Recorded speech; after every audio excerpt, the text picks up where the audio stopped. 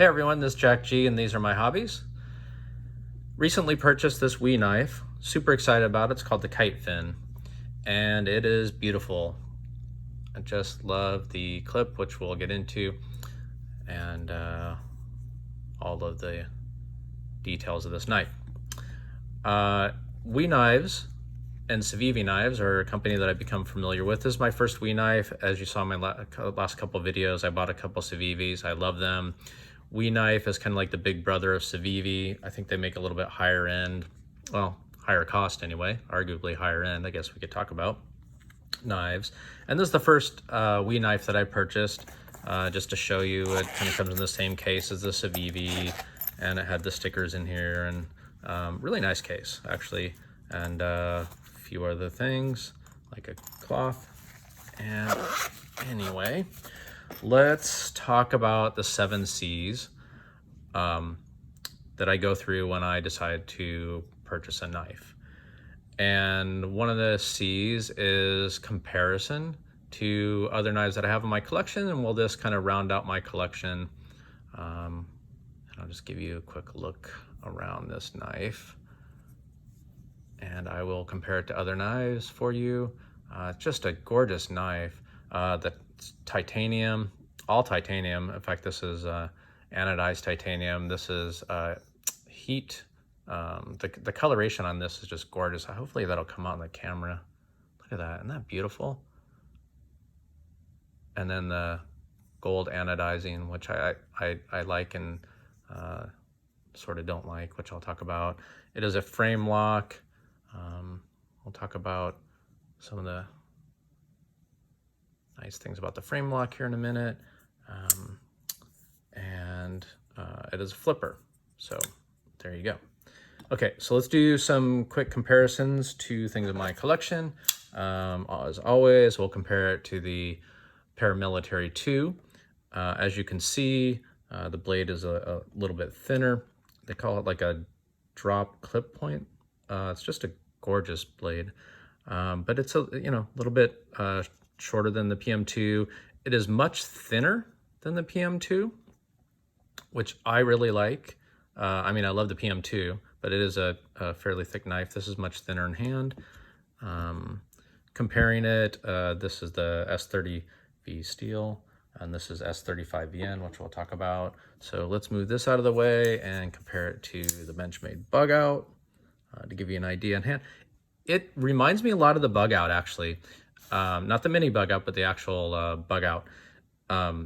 Size-wise, it's almost the exact same. You know, this is a drop point blade. It's very similar, the width of the blade, both in terms of the thickness of the blade. This one has more of a swedge to it, but it's not like sharp to the finger on top, whereas this was, kind of flat on top.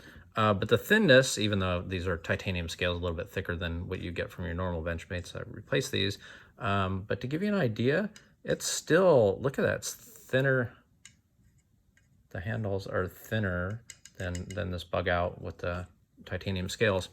And it's very light as well. They have some milling in the scales, which we'll talk about when we do the walk around the knife.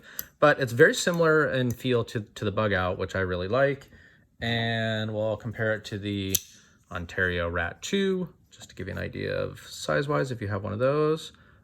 Pretty similar. The Rat 2 is a little bit shorter. And then just because this is just a giant knife, just to give you an idea, this is the Super Freak. So just to give you a feel for, this is a smaller, thinner in hand and thinner in the pocket, which is one of the reasons why I wanted to purchase this.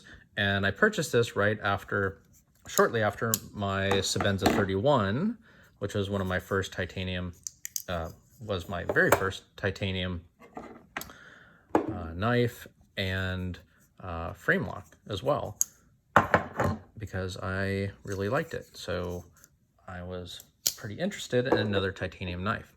So there's the comparison. So let's talk about the cost. So could I justify this? Yeah, this is a $150 knife. As it turns out, Wii knives are usually a lot more expensive. They're, $250, $300 knives. And I think they actually priced this to sell.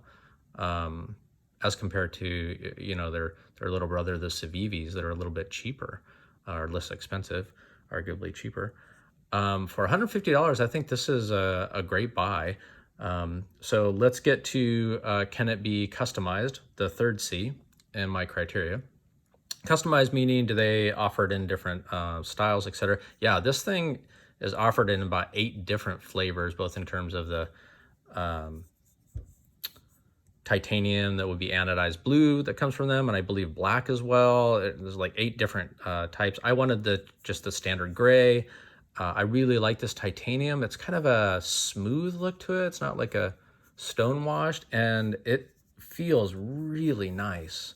It's not super smooth, but it's smooth, but it's not slippery. Okay, and then the and could I customize this? Yeah, I could anodize this. I could acid etch this blade. So yeah, I could continue to customize this. I don't know if anybody offers any, you know, third-party scales for this yet, but I wouldn't be surprised if they do. So the fourth C is coolness. When I look at a knife and I'm just paging through, looking at other knives, do I think this is cool? Oh my gosh, is this cool? This is beautiful. I mean, look at that blade. It's just with this swedge here, it's just a gorgeous knife all around. Like everything about it is gorgeous. So the cool factor, absolutely, this would bring me joy. Let's talk about the cut or the blade. This thing would cut like crazy. I haven't cut anything with it, but I can tell it's very thin behind the edge. It's just a beautiful style of a blade. I think they call it the drop point clip, somewhere between a drop and a clip point. It's S35 VN steel, which is the same steel that you will find on the Chris Reeves Sabenzas. In fact, I think this is going to be a huge competitor to the Chris Reeves line, to be honest. Although it is a flipper, but it is a frame lock as well. So let's talk about the frame lock. The frame lock, the lockup is really good. Hopefully you can see that really well here. It's about 50-60%, whoops, sorry, out of frame, 50-60% lockup. They use, I forget what it was. It's a steel against steel, as opposed to the Chris Reeves that is using the ceramic lock ball. But it does have a ceramic lock ball for the detent as well. So it's really super high quality, and it just locks up like like a Chris Reeves vault. Whoops, sorry. Let me get a little bit more on the flick. It is not assisted, but it locks up super solid. Has nice jimping up here on the blade, which I really like. You can get up on it. I have medium-sized glove hands. Fits really well in hand. Has a little bit extra room here. Little bit of hot spot in here, but this is not very sharp, but you can feel it. But it's nice because it's also pretty grippy when you're releasing the lock. Just super smooth. Really locks up well. You know, pretty hydraulic in comparison to like the Chris Reeves knife as well. Okay, so it will definitely cut. It's beautiful steel. It looks nice as far as the blade. How about the carry and the EDC part of it as the other C for carry? This is a perfect EDC. It is super thin in hand and in the pocket.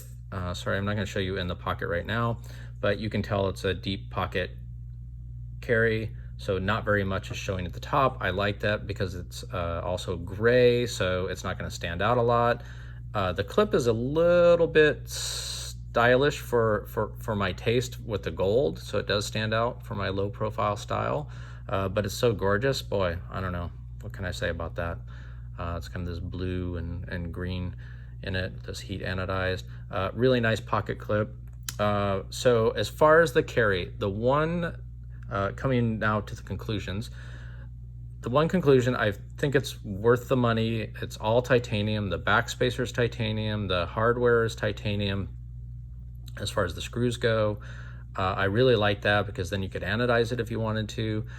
My only complaint that I have with this knife, and I'm really sad about it, and because I can't do anything about it, is the relief cut here, and probably combined with where the pocket clip is. This is a tip up right now. It can be tip up right or left. Catches on the pocket when I'm pulling this out of my pocket, and it catches somewhere in this relief cut, which is kind of too bad. It's not that bad when you're going into the pocket, although it's not inset the pocket clip. The screws are flush with the pocket clip, but it catches here on my pocket coming out of the pocket, and it's really kind of a problem for me. I don't know what I'm going to do about that, but the blade centering was perfect. Everything about this knife is just beautiful, thin in hand. It's a very thin knife. Kind of reminds me of the Benchmade Osborne 940. It's done really well.